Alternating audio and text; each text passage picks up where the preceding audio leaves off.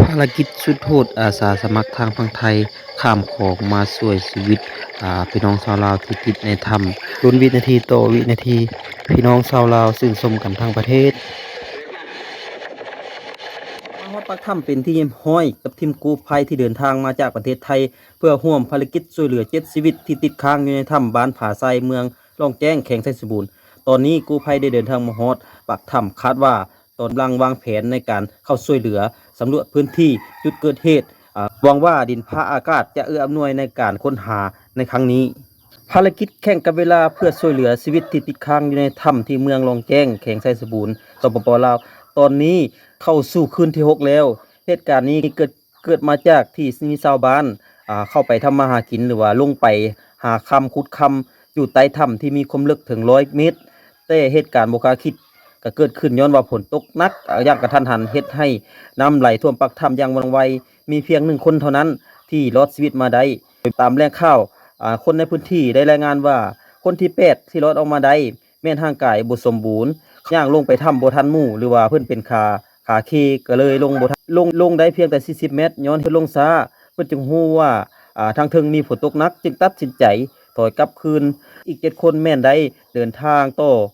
จึงติดค้างภายในถ้ำโดยบ่ฮู้ชะตากรรมอุปสรรคที่ทีม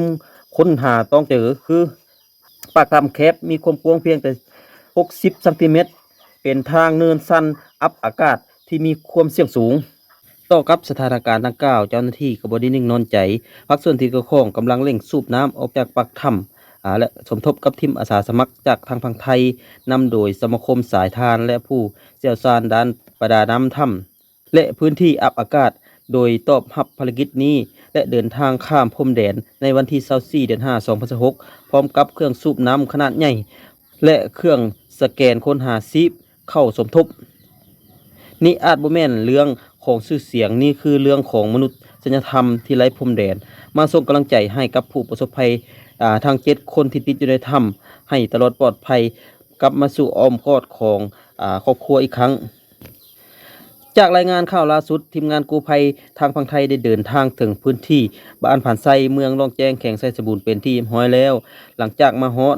ก็ได้ประสานงานกับทางฝั่งลาวพอมาฮอดพื้นที่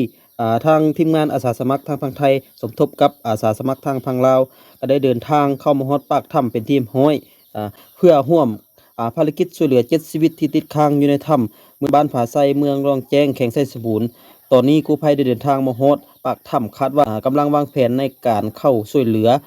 พื้นที่จุดเกิดเหตุหวังว่าภาคอากาศจะเอื้ออำนวยให้ขอภาวนาให้ราบรื่นไปด้วยดีสุดท้ายนี้เบ้าสมจิตกับบุญมีอย่างหลายมีแต่ขอบใจขอขอบคุณทางพี่น้องฝั่งไทยที่เป็นห่วงเป็นใยแล้วก็ส่งกำลังใจส่งทีมอาสาสมัครมาสมทบกับทีมอาสาสมัครทางฝั่งลาวเพื่อในการลุยต่อภารกิจนี้เนาะติดตามกันต่อไปพี่น้องว่าทางกู้ภัยทางฝั่งไทยกับทางฝั่งลาวเพิ่นสิมีแผนการในการช่วยเหลือ7ชีวิตติดอยู่ในถ้ำออกมาได้จังไดเนาะพี่น้องสุดท้ายบุญยังหลายบ่าวสุจิตกับ15ท่านผู้ชมไปเบิ่งทีมอาสาสมัครทางฝั่งไทยที่เพิ่นลุยงานวางแผนทำภารกิจช่วยชีวิตทั้ง7 คนที่ติดอยู่ในถ้ำจังไดก็ไปติดตามชมกันพี่น้อง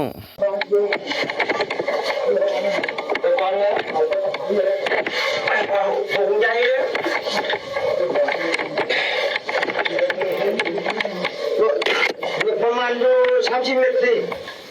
มันลูกมีไหมเนาะประมาณ30 เมตรเนี่ยก็ได้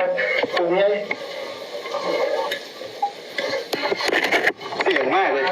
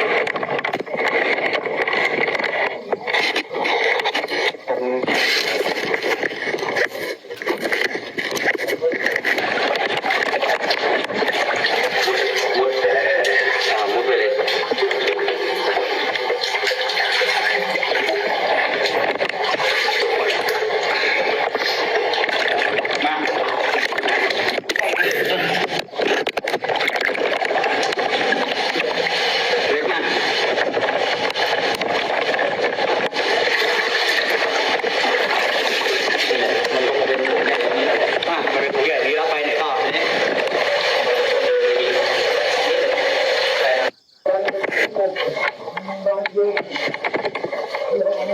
ไปก่อนนะเอาไปกับผมเลย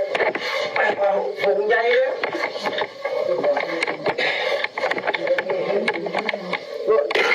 ประมาณดู30 เมตรสิมันลูกมีไปหรอประมาณ30 เมตรนี่ก็พอถุงใหญ่ เสี่ยงมากเลย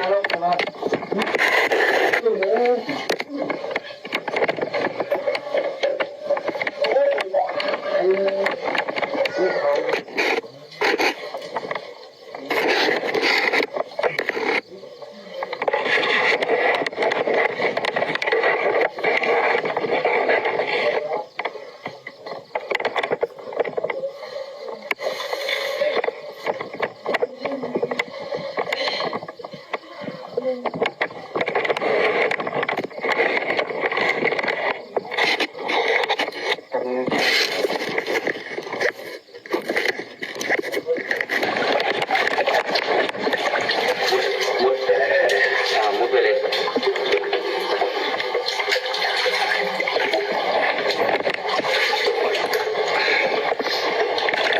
มา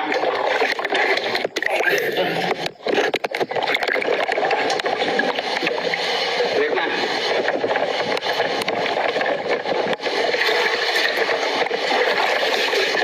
มันก็เป็นตัวใหญ่นี้แล้วมาเป็นตัวใหญ่นี้แล้วไปไหนต่อทีนี้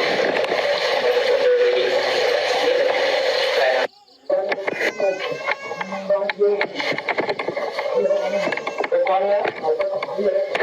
ไปเอาถุงใหญ่เลย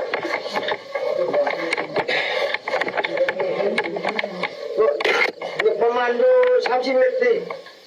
มันลูกมีไปหรอประมาณ